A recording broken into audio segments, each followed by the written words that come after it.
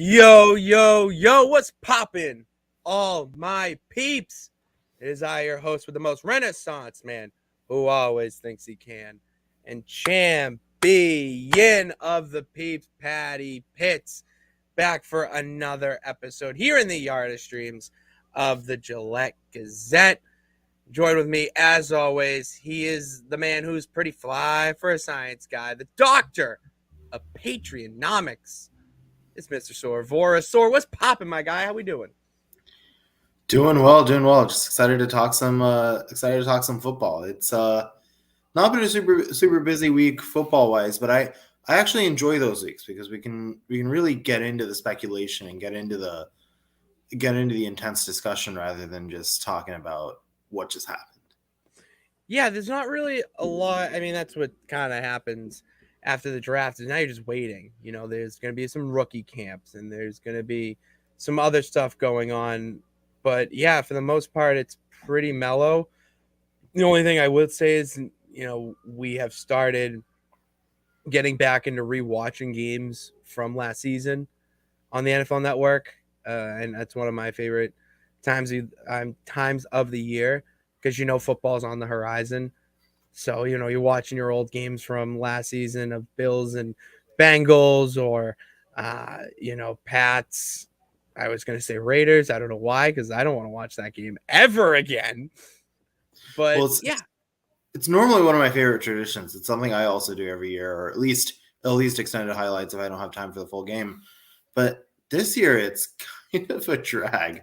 I've been doing it a little bit, and it's a little painful.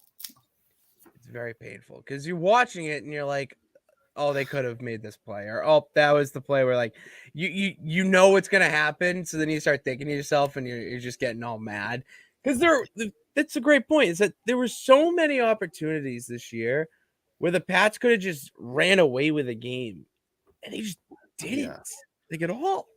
And you realize when you see this that as horrendous as we've said, and people all around the NFL universe have said that last year's Patriots team was just this horrendous group and just executed really, really poorly. The Pats were like in total 5 or 6 plays away from being an 11-win team. And that's like the worst version of them that I've seen in a long time. That's a good point you bring up because the thought pops into my head. Would you rather that outcome that, they could have won 11, it could have been a playoff team and maybe even won one? Or would you rather them have like flat out lost those games, not looked the way they did, but a little bit, bad? It was like bad football, not dumb football. If anyone wants to go in the comment section and ask, there is a difference.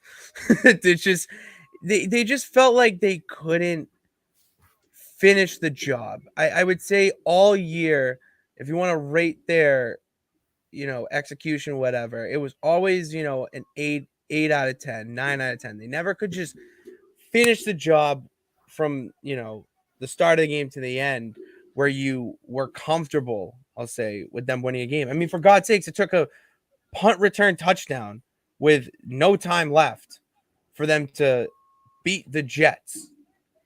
The Jets, Soor. Like, what are we doing? Yeah. No, I mean, it was just that exactly what you're saying, where the execution was just not there. And it was like they were executing in some of the meaningless moments. They were able to construct drives, and on offense, they were able to bring drives into the plus side of the field. The problem was then converting from there, converting from the red zone, creating opportunities for themselves, not making dumb mistakes in important moments. And so when you think about this past season, every win is marred by the fact that just the losses were still avoidable. And that's why, as much as people say, oh, the rest of the division is getting better, like the Patriots are screwed, this team can only go up with the coaching changes that they've made from where they were last year. And so much of what they did poorly last year could be tied directly to coaching. And so 1,000%. now you look at this team with Gerard Mayo having an increased role on the defense, Bill O'Brien coordinating the offense, Adrian Clem working with the offensive line, and having some nice rookie projects to work with. As well as, like, I'm very curious to see what Cole Strange can do with a real offensive line coach. It's one of the things that was undersold, where you got this, you spend a first round pick on a really good right guard. A lot of people think it shouldn't have happened, and then he has an up and down season. But when you really think about it, he was in the worst situation you could ask for as a rookie, as far as developing, as far as being in the right system. And so, of course, he was going to be up and down. And so now I'm really curious to see what Cole Strange can show us with a great offensive mind leading him through the ropes. And there's already been an impact made with this offensive line coach. A notification came up on my phone today about comments. I think it was the Patriots Wire tweet out an article. Comments made by Riley Reef. I'm saying that correct, right? It's Reef. Yeah. Okay, cool. Yes. The Riley Reef, he was really praising Adrian Clem. I have the quote here, actually. We're upgrading. We're getting quotes read on this show, Soor. I mean, we're just really elevating ourselves here as champions. Reef on Clem. So it's been great. Right now, we're in the off-season workouts, learning the playbook, learning the techniques that he wants. He's been an awesome coach, teacher. We're just really trying to build every day. And then I saw another quote. Let me see it here. I do want to say it because it's a good point. Reef said that you come here, you go to work. That's a great sentence for one reason, is that last year didn't feel like they came to work every Sunday. It felt like there was just some disconnect. And this is no jab at Bill or Mac or even Kraft. Like, this is just, there's no jab there. It's just when you have certain people in power and, people in coaching roles and whatnot, it doesn't gel. It just doesn't work. You can have the best attitude possible, but if you really don't know what you're doing at the end of the day, or even if you think you do, but you're not getting the results, it's not working out. So maybe it is time for a change. That's what it felt like. It felt like for a while, Bill was just trying to essentially put duct tape over a hole in the boat for 2 years. And Kraft kind of called him on it this year and said, all right, you got to step your shit up. Like, let's go. This is not the standard that we held ourselves to for over 2 decades. Just because Tom Brady's gone does not mean that it ends there. And that more than anybody here, that you can't let that happen. You have to make Mac, or even try to give him the effort to be that next guy to step up. He wants to, and I'll take this to my grave, that Mac didn't do that to reach out. I mean, he didn't reach out to his college coaches in spite of Belichick. He reached out to them because he wants help. He wants to do well. When you are reaching out and it becomes public like that, so quick. It's only been a year. It wasn't even, he's only a year there. It was probably a few weeks after he did it, maybe months. You're not doing it because you want to change. You're doing it because you're like, listen, I'm fed up. I'm having a coach that doesn't play one of my best receivers. And he's also the head coach of the offensive line, the man coach defense for more than 1 decade, maybe 2. Like, this is just a bunch of nonsense going on. We need to be fixed. So I agree with Mac there. And this was such a step in the right direction to hire a guy like Adrian Clem, because he has that experience working with, I might add, one of the most important positions, if not the most important position besides quarterback in football. Right. And playing offensive line under Belichick. That's an underrated part of this, that really it gives him, we've seen what the unique perspectives that Gerard Mayo can offer because he's played linebacker, and specifically he's played linebacker under Belichick.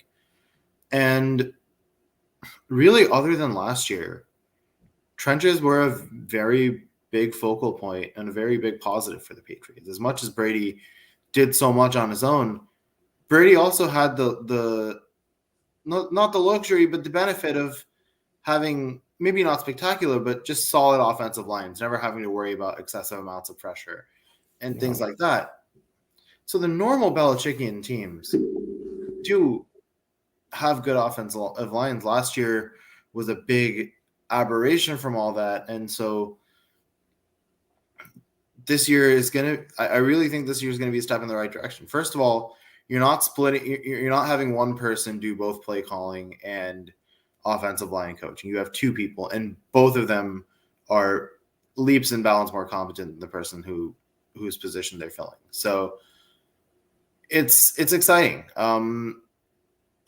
Now we can really answer the question of how good this roster is, because we don't know, right? We really don't know how well Kendrick Bourne can evolve in this offense, and whether or not he's capable of being a number one, number two type receiver, because we barely played him last year. But let's remember, when we did against Cincinnati a lot, he had an amazing game. We really don't know how good Mac is, because he was constantly pressured and just consistently given brutal game plans. And And so on top of that, was injured. Right. He was injured for 4 weeks. Then we had the Zappy show, and then it was like which side do you want? Do you want Zappy starting? Do you want Max starting? Who's the real problem? Well, the real problem's behind door number 3, and it's fucking Matt Patricia. So there you go. When you watch Patriots football, you don't want theatrics, right? Like, you want just a well-oiled machine. And we saw moments that are too reminiscent of what I've seen in Monday Night Raws, just absolute nonsensical moments of theater that shouldn't be taking place on a football field, and don't go with the Patriot way. I love how you just mentioned wrestling right now. So I am so happy I converted you to a wrestling fan.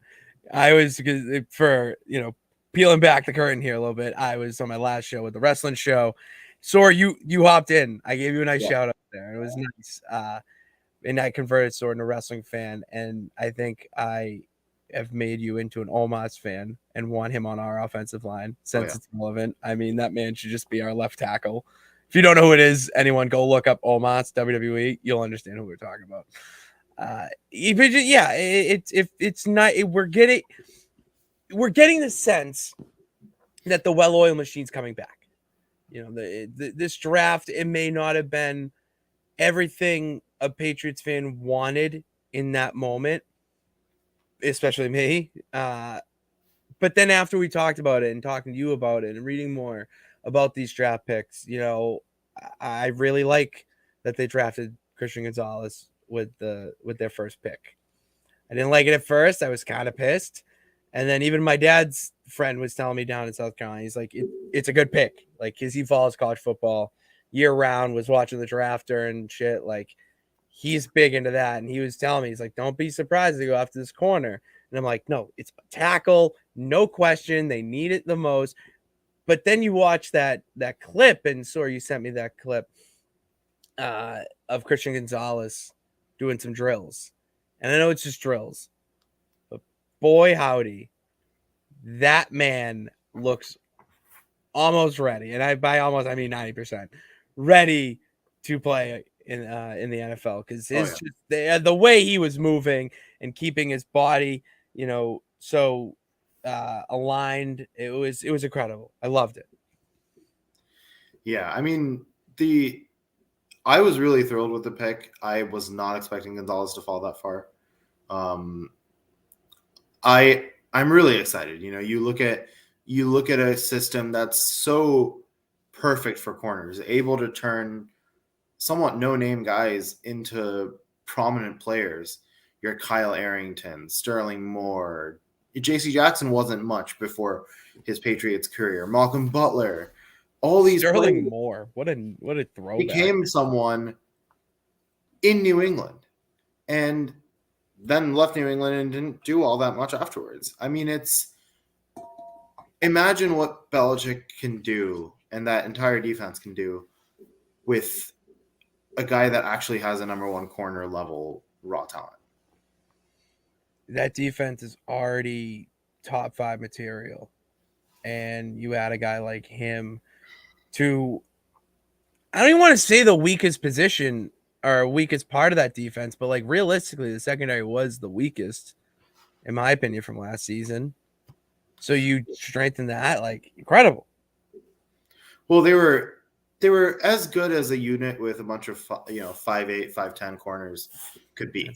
That's the thing. You add size and athleticism with Gonzalez, you can finally have someone who's not going to get towered over and maybe has a chance in those 50-50 matchups with your Stephon Diggs, your Tyreek Hills, those guys.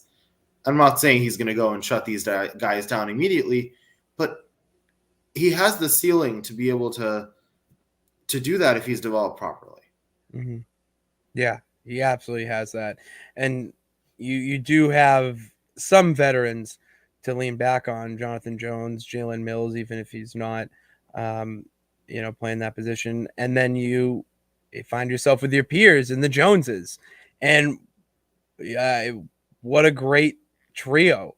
You have Gonzalez and then the Joneses who prove that they could be legit threats on the defensive side of the ball at corner. It was a very brilliant move on Belichick, and thinking about it now, I'm like, wow, that's a hell of a steal. And why we just says it in the intro. In Bill, we trust. You just what he says, you trust it, and you got to go with it. So that's my thing. Yeah. There. If it didn't take so much of a load on him, I would want Marcus Jones playing every single snap next year. Yeah, every single snap on defense, every single snap on offense, every single snap on special teams.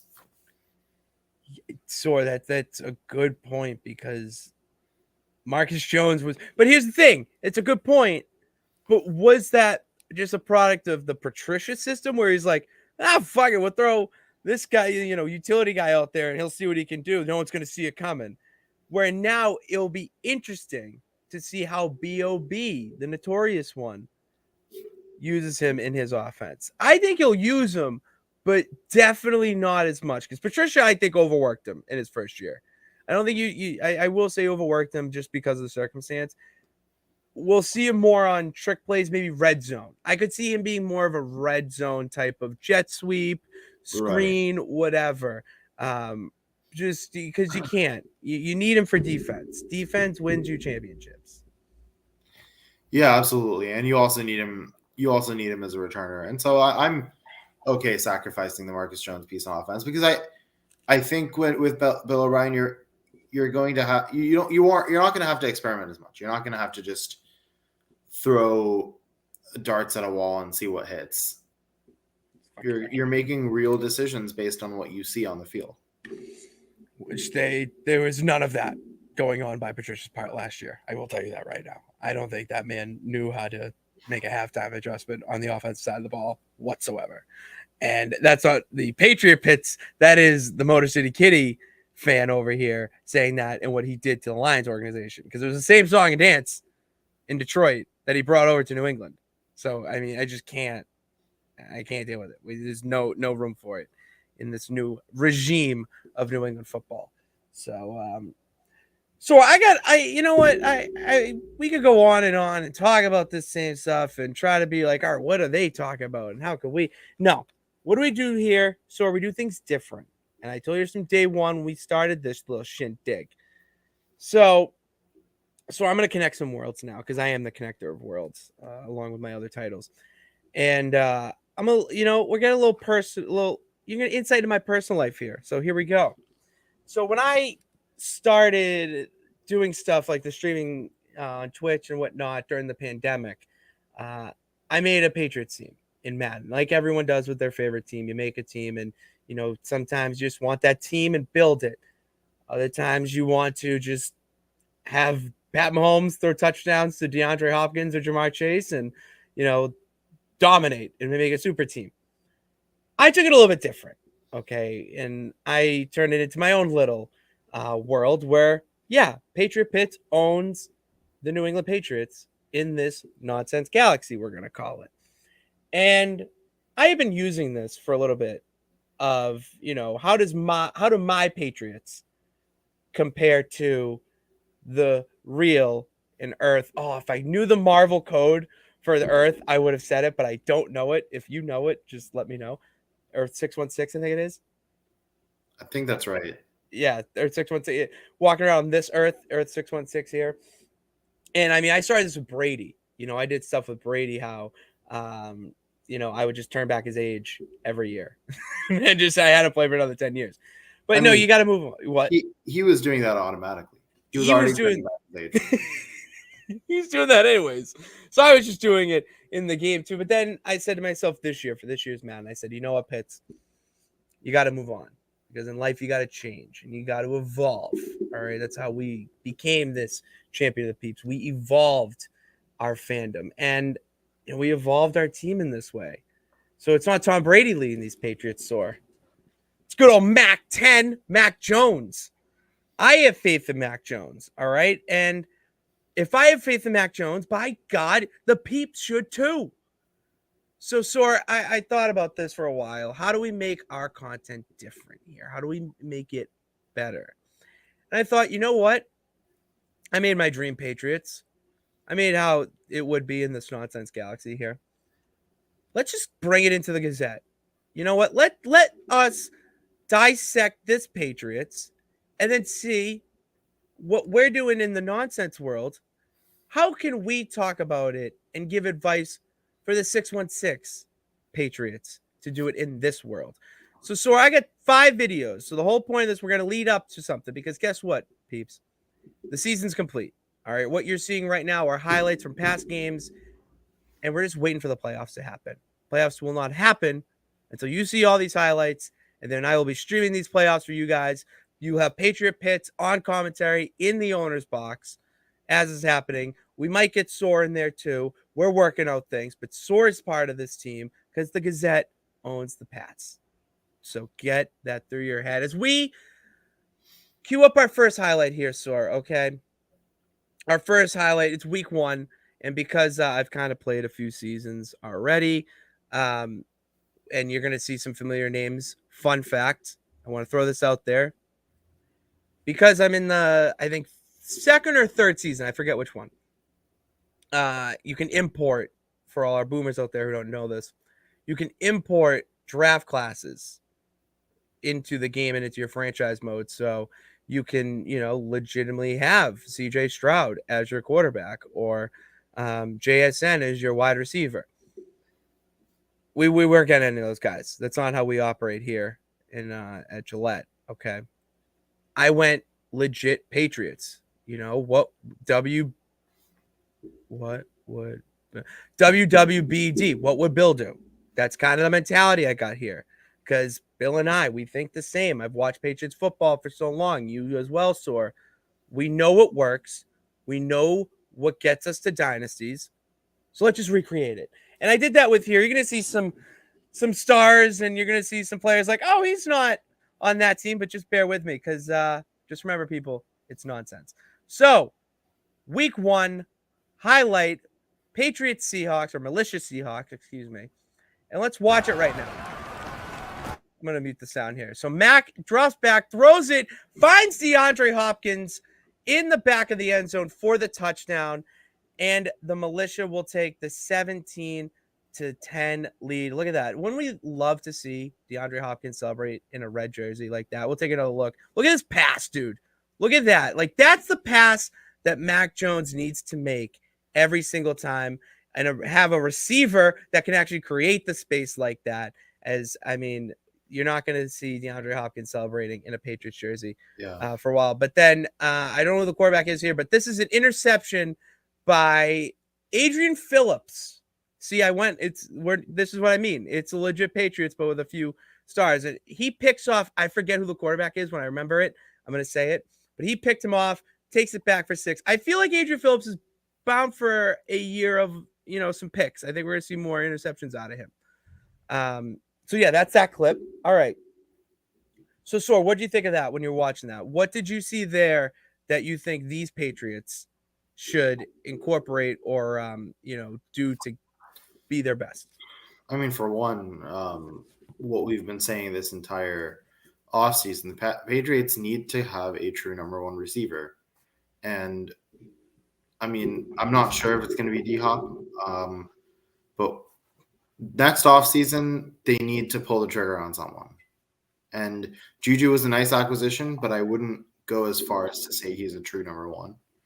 And so you just need that kind of downfield threat. And honestly, looking at that throw, if you watch his college highlights, if Mac has time, he's absolutely capable of making that throw. Yeah, and I will little add here because it is Patriot Pitts' team, the Gillette Gazette's team. We have on the line Larmy Tunsil, David Andrews, and then there's a couple others, but they're stars. They're highly rated guys, right. And I made sure that in the legit draft when I drafted them, because that's when the Patriots are at their best. I said this already in the show about the real Patriots, that they need a legit offensive line that can protect Mac and allow him that time in the pocket. Because I have seen, I watched the national championship. That's the height of my college football, watching fandom, whatever, is I'll watch the college football playoffs and then sprinkle in a few games. And watching Mac Jones throw the ball to those different receivers, he had time. You know what I mean? He has the arm. It's just about just letting him do that. We haven't seen that yet. So as long if he gets there, he'll be good. We ended up going on to win that game, by the way, 33-27 for anyone keeping record at home. So, but yeah, so you saw two players there on the team. Let's go to week 2. Where week 2, Soor, this is why, I'm not kidding you, where there's a lot of similarities between 616 and nonsense. Because I bet you right now you could guess who we played in week 2. Dolphins. There you go. Miami Dolphins. In Miami. We're always playing them early. We're always playing them in Miami. Glad that we're avoiding that this year. That's what I mean. It was absolutely insane that we're playing the Dolphins week 2. There are a lot of similarities here, man. So yeah, let's queue up this highlight. I'm gonna mute it because we don't need to hear. There's no commentators. So yeah, so we have Mac in the pocket. We're down 7 already. This wasn't a good game. Not a good game at all. As he throws it, who's that? Allen. That's one. Yep. And then he fumbles. Okay. So this is something that happens a lot. Can I pause it? Yes, I can. That's sweet. So this is something that happens a lot that it doesn't really correlate with the real Patriots, that there's a lot of turnovers. Okay. There's a lot of turnovers like that. So it didn't really happen a lot this year. A lot of the turnovers were on Mac. Do you remember a lot of fumbling? Because I don't at all. A few. That fumble that you just showed, it was similar to one that Nelson Aguilar gave up against the Lions. Obviously there's the patented Ramondre fumble against. That's the one I'm thinking of. That's the only one that comes to mind. I would assume that the Jacoby lateral counts as a turnover. That's going to go into the turnover, not fumbles. But yeah, right. Thank God we're not doing any of that type of bullshit in the nonsense galaxy here. So the Dolphins would actually take over. It's Chris Allen. He was a rookie I drafted. And then get this. So we're on the kick return. And it's what's going on here? What's this? Well, look at Mingo. He fumbles too. And then it just takes over. Dolphins will take over on their 27. Weird shit happens in Miami. I'm not kidding you, man. And then I wish I knew the quarterback is. Actually, I can find out. Well, they score on us. Red zone defense, something that just needs to be addressed this year. Van Jefferson, of all people. Who is the quarterback? Kenny Pickett is the quarterback of the Dolphins. And then their running back is Tony Pollard, who you see here. Tony Pollard ran up the gut. I feel like he'd be a good fit in Miami. Oh, let me pause this here. Let me go back here because I feel like Tony Pollard would be a good fit, but I wanted to see this full clip unfold. So Mac drops back, throws it to DeAndre Hopkins. He gets the first. So that was a good positive play. And then we hurry up the offense a little bit. We're down 24-0, trying to get a comeback right now. And then you see it again. Mac Jones is not having enough time. What happens? It's Josh Allen coming in to sack him. And that's look, out of nowhere, no blocking. and they just two guys there. And that was something that we saw way too much of in 2022, that Mac Jones just had no time in the pocket, and he's going to get sacked like that.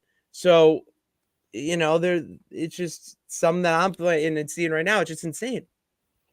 Yeah, and then another takeaway there is like he ran the hurry up there. I remember Brady was really, really good at running hurry up offenses, and I love for Mac with hopefully with his current offensive coordinating group to be able to execute some hurry up offense. I think it's one of the things that made the Patriots dangerous and unpredictable and just hard to keep up with, and it's something that I really think Mac should try to figure out. He can do it. His IQ's there. His IQ is there to do a hurry up in an intelligent way, where you're not just hurrying up to throw it deep. You're hurrying it up and you're getting a nice little screen route there, 4 yards. Hurry up, slant route, boom. That's another 3 or 5 yards. And then you do a stick route or, a play action. Maybe you run up the gut. Like, you got to throw them till you keep the defense off balance a little bit. And we didn't see like a lot of that executed well last year, I would have to admit. But yeah, we lost that game. Let me get the final score here because I have it up 24-8 because we did end up scoring a touchdown, but that's a low light, not a highlight. So the Rams in week 3, we traveled to SoFi. All right, Los Angeles. And the quarterback of this team, Soor, I have it up, is someone who actually was the quarterback for the Rams in 2022, Baker Mayfield. Oh, okay. Baker Mayfield is the quarterback of the Rams in this. So dude, this is what I mean. I don't pick these. Man. Like, they're really making it kind of realistic for me. So yeah, let's add this to the stream here and take a look at week 3's highlights as Baker. This was, all right. So let me pause this here and back up. Yeah. So Soor, I really forgot to mention this about the defense, and I drafted Micah Parsons. Yeah. I did. I drafted Micah Parsons. If anyone has been a loyal peep of the show knows that I do not want Mac Jones. I didn't want a quarterback being drafted. I wanted Micah Parsons. And that's what happens when you own the New England militia in your Patriot pits. You can make these decisions and get the people you want. That's the one. I mean, he wouldn't have been there anyways, so it's fine. But like, in a nonsense world, Pitts gets what Pitts wants. So let's take a look here as Micah Parsons just coming off the line and just absolutely demolishing Baker Mayfield. He was such a threat in this game. I'm pretty sure he had 3 sacks. I mean, look at him flexing. I don't know if he'd wear it like that in a much better defensive system than he's in now. Yeah, like imagine him coming off the line New England and working with Belichick, one of the greatest defensive minds. And then Baker back here. Look at Micah again, dude, just coming off, just shrugging that guy off him like he's nobody's business. He picked up his 2nd sack, and it's still the first half. Like, look at it again, even closer. Like, Baker has no clue he's coming. And just look how fast he got. Need a guy like that. Pause. We need a guy like that to step up this year. Okay? I don't know who that guy is, but we need a guy like that. There's 91. That's Dietrich Wise. I actually have Dietrich Wise. And then 45, I'll give you a guess, Soor. I'll give you some hints. One of my favorite linebackers of all time. He really brings the boom. Bobby Wagner. There you go. Thank you. Bobby Wagner is a Patriot because he should have been. I don't know why we didn't just give him a 2-year vet minimum. I don't know. And then, there's Brandon Starks, head coach, who I hired. And yeah, look at this. Baker. I mean, who's running after him but Micah Parsons? And that's Adrian Phillips' 2nd interception of this. I'm telling you, man, I think Adrian Phillips might have a big year at interceptions. I think so too. I think our safeties group is really, really underrated. You've got Phillips, you've got Peppers, you've got Duggar, you've got Jalen Mills. Now, maybe even Martin Mapu, depending on where they put him, linebacker or safety. That's a good group. And it's a group of people who all have that hybrid ability to cover and hit. And so you don't really know what they're going to do on any given play. That's very difficult to read.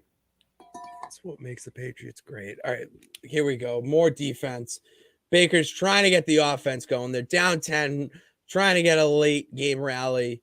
But nope, he throws to Charvarius Ward, who will just, but then he fumbles. And yeah, this was the nonsense play of the week. Yeah, they scored after this. Yeah, so that's nonsense. All right, put that in the category of things that wouldn't normally happen. Yeah, I had to keep this in there because this was the most nonsense play I've seen in a while. Charvarius Ward gets it and then fumbles, and then Kadarius Toney takes it back to the house for the score. We ended up still winning that game because he didn't score again. So it was 17-14. As you can see, Brandon Starks, yeah, he gives the old because this was pre-fumble. Soor. It was pre-fumble that he was celebrating. And, I talked to my guy Starks after the game. I was like, what was your reaction? I saw you fist pump. He's like, dude, I was pissed. I didn't know what happened. So, it's so funny. We go way back. So, yeah, right now we are 2-1. And so we've done 3. What are we thinking? What are our thoughts on this right now? It's really a lesson like that the Patriots can take, is that just explosiveness can go a long way. Just having those explosive players on your roster that can make just game-changing plays, whether it's a Hopkins on offense, a Wagner or Parsons on defense. It really makes a difference. It really does make a difference. And it feels like that they were not used to their full potential last year, where, if they were, I really think we have a different football club. It's at the end of the day. So let's go. We got 2 more here because I'll do 5 right now. So I don't want to overload you because we got to break this up into weeks, man. We got to do it right and build up these playoffs like they are the biggest in all of the galaxy. So week 4. All right. Bengals prime time game. This was a big one. The Bengals quarterback will make you laugh, though. Oh, yeah, actually, it will really make you laugh. I'll give you a hint. Rookie. This year, rookie. Will Levis? Yes. Will Levis on the Bengals. Just as soon as you said "gonna make you laugh," I thought Levis. Yeah, because dude, I mean, I had to say how hilarious it was to watch Will Levis on draft night, waiting for his name to be called. Yeah, insane. Yeah, it was just like we was waiting for his name to get called, and then just nothing, and then the second round. But he did get drafted in this one. I think he was 101 or 103 or something. But you know what, Soor? I'm going to kind of build this up a little bit. All right, we'll build this up and take a little break and hear. Do we have an overlay or something that I can put? We don't, but I'll just keep this timer going, and we'll take a little break here.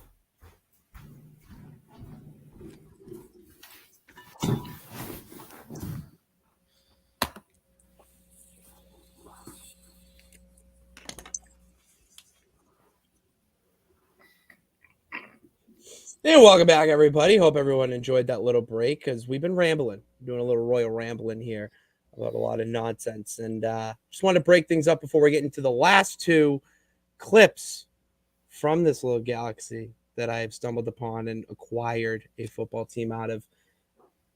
Soor, this is a primetime game. Will Levis versus Mac Jones, Sunday Night Football at Gillette. All right, we think we hoping we think a win's coming because we won the last one. I think so. All right, so right now it's 2-1 record for all the peeps at home, and I'm gonna mute the sound and let's do it. All right, so we're already down 7-0, not a good sign, but that's all right because Mac Jones has the time, and here he throws it to Hunter Renfrow. I mean, that's a Patriot who just fell into the wrong hands.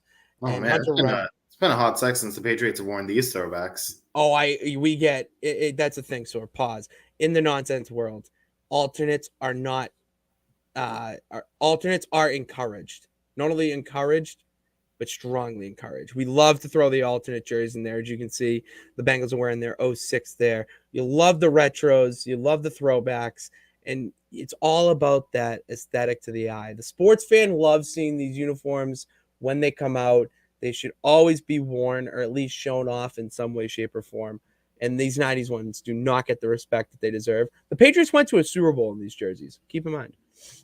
But yeah, as we take a look in here, I mean, dude, look at that perfect pass for the touchdown. And then who you see that in the backfield? Oh, that's Kareem Hunt, but he gets the play action as Mac Jones throws it, finds Dalton Schultz, who fumbles it.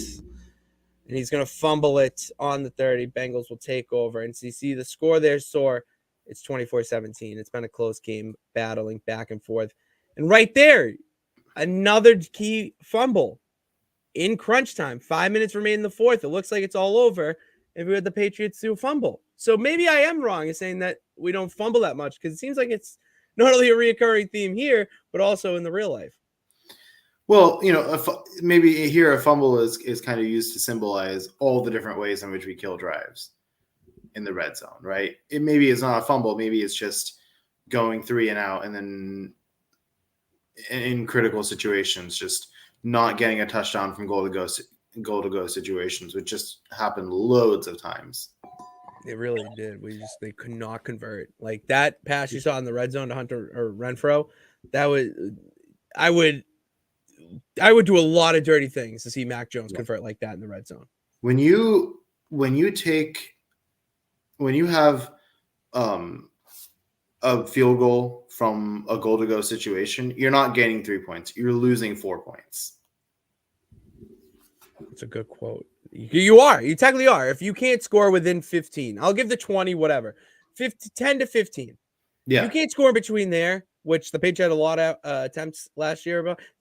You're doing something wrong. Something needs to be changed. You need to switch up the game plan because you should be scoring 85% of the time from that distance. Yeah. And I know you touched on this a little bit last year in our speculative pods then, how much you would want Kareem Hunt in a Patriots uniform. I still think that could be interesting. Dude, it's why I own the goddamn team in here because Kareem Hunt is a weapon in this offense. Yes, he can run the ball very well. He's very elusive, but the pass catching ability, it makes him such a versatile threat in the outside. He is incredible. And yeah, he's a little older now, so the dream may be a little bit far-fetched, but like at this point, bring him in just for another back. I mean, well, we still have a James White-sized void on the team, and as much as I am optimistic about Ty Montgomery, I don't think it's going to completely fill that void. No, but I agree. Kareem Hunt could. That being said, I am excited to see what a healthy Ty Montgomery could do. Talking about pass catching running backs, let's remember that he caught Mac Jones' first touchdown of the season before getting injured for the rest of it. That is fun fact. I forgot about that. Why is not? I got all the data up there. So yeah, Dalton Schultz not too happy, but Dalton Schultz, Hunter Henry, tomato potato, and then we'll see Will Levis here. He gets a shot to ice it out, no problem. Throws it, and then boom, we have a fumble of our own. picked up by, who is that? Oh, but then fumbled again, but then picked up by Kyle Duggar, who's going to run it back. Is he going to get a touchdown, Soor? No, he steps out of bounds. And there's Kyle Duggar's first appearance in here. He's on the team. He's an X factor. He's absolutely incredible. Hard hitter too. Duggar was all over the place last season. Let's not forget just how outrageous he was. He was so good, and he was finally that guy that is like, all right, he's a hard hitter. He can make plays. He's a really good centerpiece for that secondary. So you see here, Hunt scores. Okay. Kareem Hunt just burst in the middle. I didn't really a red zone back. What a concept. That's what I mean, dude. Like, look at this. That's Jabril Peppers, Shavarius Ward, and then Brandon Stark, dude. Head coach Brandon Stark's loving it. Loving that touchdown. So they did convert that second time. Okay. That's what. There's a little bit of a theme for you, bringing it back here. Defense bailing out Mac Jones. Happens all the time in this. Happens all the time here, too. Well, they had to last year because Mac Jones was working with a horrible offense. I'm hoping that this season Mac can at least reward the defense a little bit more. You know, it's got to be discouraging as the defense to come on and be, you know, put up a great drive and then have like a minute on the bench and then come right back out. And I'm really hoping they have to do that a little bit less, because you did notice towards the very ends of games, the defense was getting a little gassed because the Patriots are constantly losing the time of possession battle, and not by margins like 29-31, by margins like 22-38. I think that Bills game, the numbers were something like that, close to like 65 or so % of the time the Bills held the ball, something crazy. Yeah, it's all about the time possession. If you don't have the ball, you know, like, it's one of the best ways for coaches to really game plan against the opposing quarterback. Just keep them off the field. I mean, and Soor, I have to let you in some bad news. So that touchdown you saw, that sent it into overtime. Okay. Yeah, Will Levis kind of went down the field. Didn't score, but they got a field goal, and then guess who didn't convert? Are you shocked? No. There you go, dude. That's what I'm saying. Like, there's just, sometimes art. What is it? Art mimics real life, and that's kind of what we're getting here. Is that if you're seeing a lot of similarities with last season, we're hoping to change it into this year. But that's not where we're going to end, Soor. Okay, that's not where we're going to end these clips, because we need to end on a high note, a lot of fun, and a win. And we get a win here in week 5 against the Arizona Cardinals, the Redbirds, as I call them in this galaxy. And we hosted the Arizona Redbirds for a week 5 matchup, Sunday, 1 o'clock. Let's take a look at this. As Mac is back in the red zone, throws, and then finds him, somehow gets the ball to Dalton Schultz, redeems himself for the fumble last week, and will score the touchdown. Look at Mac throwing into pressure and still getting the ball off and finding Dalton Schultz for the score. Throw. And look at Brandon Stark, dude. He loves it. He's all in on it. And we get the ball back here as we have a play action, and then Mac Jones. Look at how he just moves. Look at that sideways lateral. And D-Hop says, get off me. Just get off me, to his former team. And he'll sip the tea because the tea's a little bit sweeter, a little bit dirtier water in Boston. And yeah, look at this lateral movement. And then he just throws it, that space. Oh, incredible. Because you look at this. Hold on. Oh, we got to watch this clip. This was really DeAndre made that throw so easy. He made it so easy. And then, I was early. Yeah, there it is. All right. Yeah. It's simpler when you have a number 1 receiver. Mac is having to find, first of all, with less time and a poor game plan, he's also having to find tighter windows, because you don't have those players who just immediately separate themselves. If you have a number 1 receiver like Hopkins, I'm not saying every throw is going to be easy, but you get some of those throws that are kind of gimmies where they have separation, and all you need to do is make the right read and put it in a position where only he can catch it. And people say, oh, you know, great throw, he put it in a position where only the receiver can catch it. That's not possible when your receiver doesn't generate any separation. We don't have any guy like that. You're right. And then to end the quarter and the half, I mean, because it's the second quarter, we have one more opportunity in the red zone. So you think, all right, 21-3 going in half sounds great. I mean, look at that little orange right there. That means D-Hop wants it. He's in the zone. Okay. So it's like, all right, just throw it up to D-Hop. What could go wrong? Well, let's see what goes wrong, Soor. As we get Hunter Renfrow called, backs up, throws it. Yeah, there it is. Mac with the red zone turnover. DeAndre was pretty wide open there. Yeah, he wanted Renfrow in the end zone. I don't know. I don't know. One of the criticisms on Mac last year is that he was a one-read quarterback where he would just act on his first read and not zoom out and view the field. And one of the big reasons for that is that more often than not, he wasn't given the time to make multiple reads. And so how are you going to be a two-read quarterback if by the time you're making your second read, you're sacked? And then even when your offensive line is giving you time, you're assuming that you're going to get sacked. You're assuming that pressure's coming. So even when you do have time, you're being you're rushing. And one of the things that Mac is going to have to learn to do, hopefully, I'm making the assumption, and I think it's a fair assumption, that the offensive line is going to be a lot better this year. Mac is going to have to make use of that additional time in the best way possible. And one of those things is not missing that wide open DeAndre Hopkins in the corner. Can't miss him. You can't miss him in there. But it's all right. All right, whatever. They're going to half. It's not 21-3, but okay. Look at this. Just right out of half. Boom, and it is caught for the touchdown. All right, before they flash the name, I have to admit something. Patriot Pitts was a little naughty. And we went against the cap. And we signed Jamar Chase in the offseason. He was there. We were coming off just a bad season and had no depth at the position. It was only D-Hop and Renfrow. Tyquan Thornton's there, but he was dealing with some shit. I got greedy. The champ got greedy, Soor. And I wanted Jamar Chase. He was on the block, so I took him. All right? When I think Jamar Chase, I think about the immediate chemistry that he had with Burrow because of the chemistry they had at LSU, and it got me thinking of a different guy that I want on the Patriots eventually, Devonta Smith, because his chemistry with Mac was absolutely out of this world. I'd love to see that. Or even Waddle. Waddle would be sick if that would happen. Yeah, Jamar's getting crazy. I mean, that bomb. I mean, thank you to Nonsense Football League Stats, Next Gen, for getting us there. Look how he just blows by him. I mean, Mac's arm just absolutely yeets it down the field, and you would see the complete air distance. It's around like 60-something yards. Okay, there you go. And then the great catch.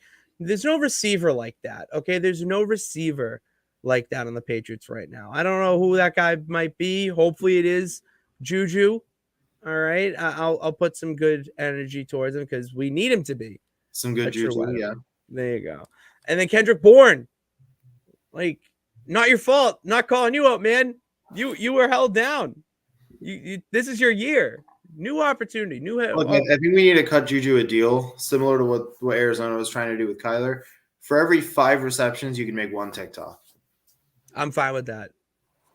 I mean, that's just incentive.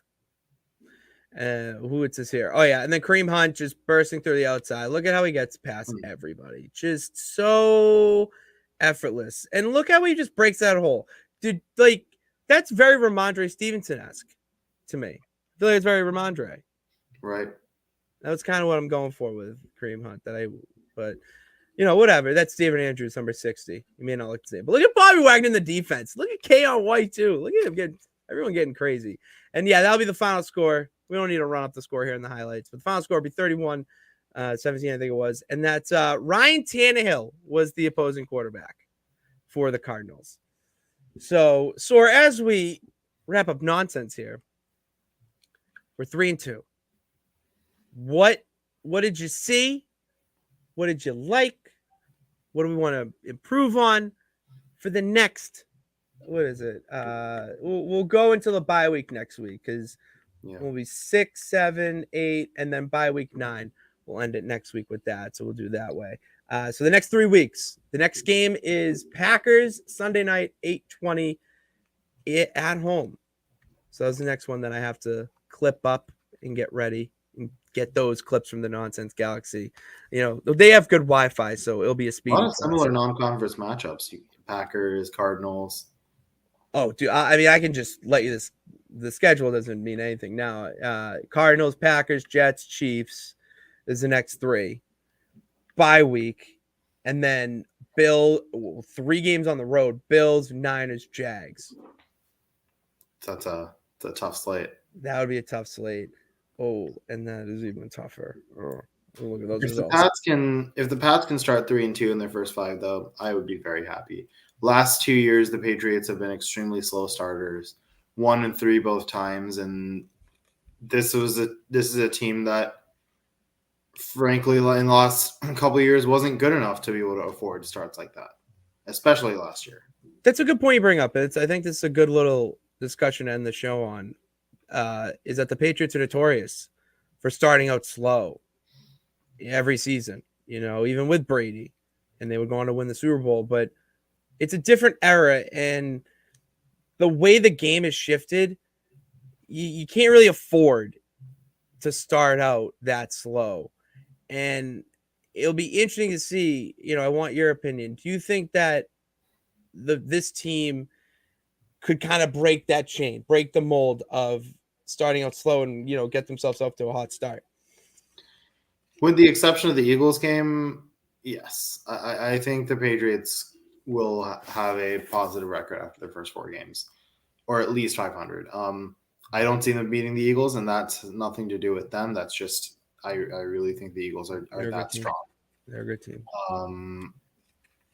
But I think there's gonna have to be more productivity and just more clarity during training camp. I think one of the reasons that the team started out so poorly is that Matt and Joe Judge were figuring out till the very last moment what their identities in the offense were. Even as a completed product, it didn't end up well. But the only thing worse than Matt Patricia being basically named the offensive coordinator is Matt Patricia and Joe Judge in auditions unsure of who's going to be the offensive coordinator. And that lasted the entire preseason. So you never really got to simulate what an actual Pats offense would look like. The Patriots are going to need to be smarter during training camp, make the best of this process because they need to start out well. Let's I'm blanking on the schedule after that.